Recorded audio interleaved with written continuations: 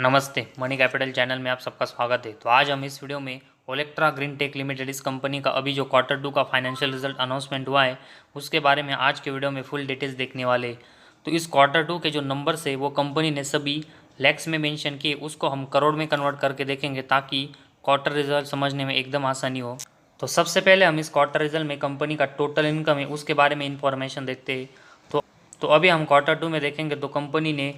183 करोड़ का total income generate किया है, जो कि और उसके कंपेरेटिवली अगर हम क्वार्टर 1 में देखेंगे तो उस समय कंपनी ने 283 करोड़ का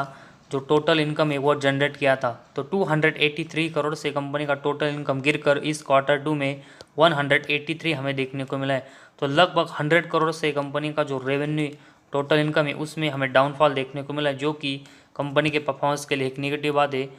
इसके बाद पिछले साल के क्वार्टर 2 में देखेंगे तो उस समय कंपनी ने 72 करोड़ का टोटल इनकम जनरेट किया था, जो कि अभी लगभग डबल से भी ज़्यादा बढ़कर 183 करोड़ का इस क्वार्टर 2 में देखने को मिला है। तो ईयर और एयर बेस देखेंगे तो कंपनी के जो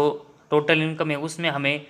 लगभग डबल से भी ज़्यादा ग्रोथ देखने को मिली, जो कि कंपनी के परफॉर्मेंस के लिए एक अच्छी बात है। लेकिन क्वार्टरली बेसिस जो ड्रॉप कंपनी के टोटल इनकम में हुआ है कंपनी के परफॉर्मेंस को हमें इम्पैक्ट करते हुए देखने को मिल सकता है, और उसकी वजह से नेट प्रॉफिट और ईपीएस के ऊपर भी इसका हमें इम्पैक्ट देखने को मिल सकता है।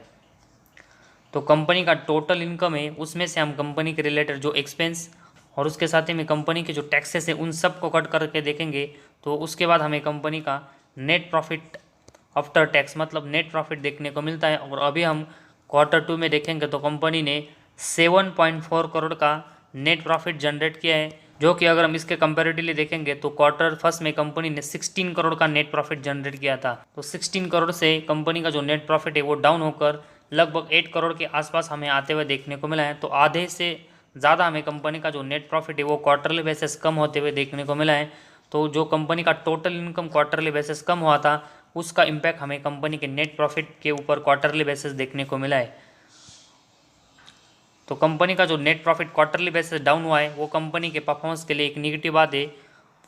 और उसको कंपनी को आने वाले जो क्वार्टर्स हैं उसमें यहाँ पर बढ़ाना पड़ेगा ताकि कंपनी की ग्रोथ अच्छे से हो। इसके बाद पिछले साल के क्वार्टर 2 में देखेंगे तो उस समय कंपनी ने 3.6 करोड़ का नेट प्रॉफिट जनरेट किया था, जो कि अभी ये बढ़कर 7.4 हमें देखने को मिला है। तो लगभग डबल कंपनी का जो नेट प्रॉफिट है वो ईयर और एयरवेज में हुआ है, लेकिन क्वार्टरली बेसिस कंपनी का जो नेट प्रॉफिट में हमें डाउनफॉल देखने को मिला है, उससे कंपनी के परफॉर्मेंस के ऊपर ये इम्पैक्ट कर सकता है। इसके बाद कंपनी का अर्निंग पर शेयर के बारे में हम इंफॉर्मेशन देखते हैं। तो अभी क्वार्टर 2 में देखेंगे तो कंपनी ने 0.92 का ईपीएस जनरेट किया है, जो कि क्वार्टर 1 में कंपनी का ए ईपीएस 2.03 देखने को मिला था। तो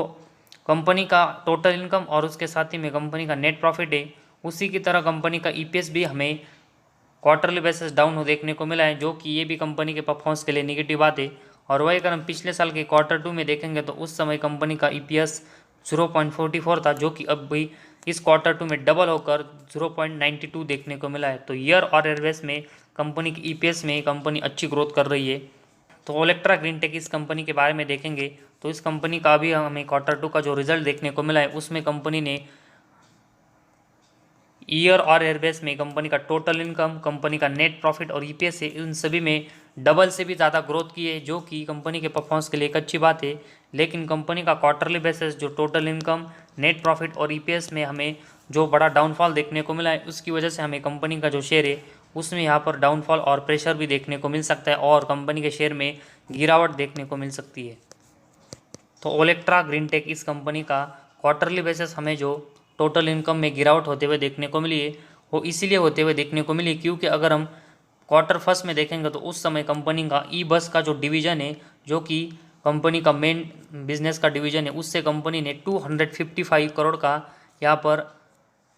जो रेवेन्यू वो जनरेट किया था, जो कि अभी क्वार्टर 2 में इसमें कंपनी ने मतलब ई बस डिवीजन में सिर्फ 153 करोड़ का जो रेवेन्यू वो जनरेट किया है। तो ऐसे में क्वार्टर 1 के कंपेरेटिवली अभी क्वार्टर 2 में कंपनी का जो ई बस का डिवीजन का रेवेन्यू वो लगभग 100 करोड़ से कम हुआ है, जिसकी वजह से हमें यहाँ पर कंपनी का जो टोटल इनकम है उसमें क्वार्टरली बेसिस गिरावट देखने को मिली। तो ऐसे में कंपनी का ई बस का जो डिवीजन है उसमें कंपनी का जो रेवेन्यू कम हुआ है वो कंपनी को बढ़ाना पड़ेगा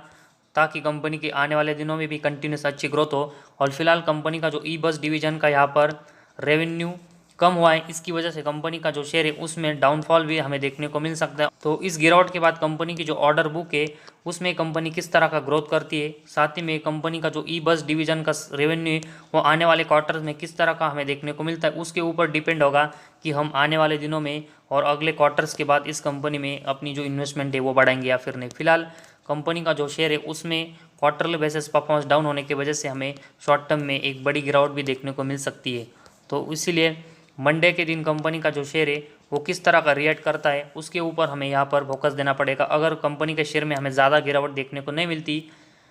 तो एक अच्छी बात है, लेकिन अगर कंपनी का जो शेयर है उसमें मंडे को हमें ज़्यादा डाउनफॉल देखने को मिलता है तो शॉर्ट टर्म में हमें इस कंपनी के जो शेयर है उसमें बड़ी गिरावट भी देखने को मिल सकती है। तो किस तरह का रिएक्ट मंडे को कंपनी का शेयर करता है उसके ऊपर हमें अच्छा फोकस देना पड़ेगा। तो फिलहाल आज हमारे इस वीडियो में बस इतना ही। अगर आपको हमारा वीडियो पसंद आया तो इस चैनल को ज़रूर सब्सक्राइब कीजिए।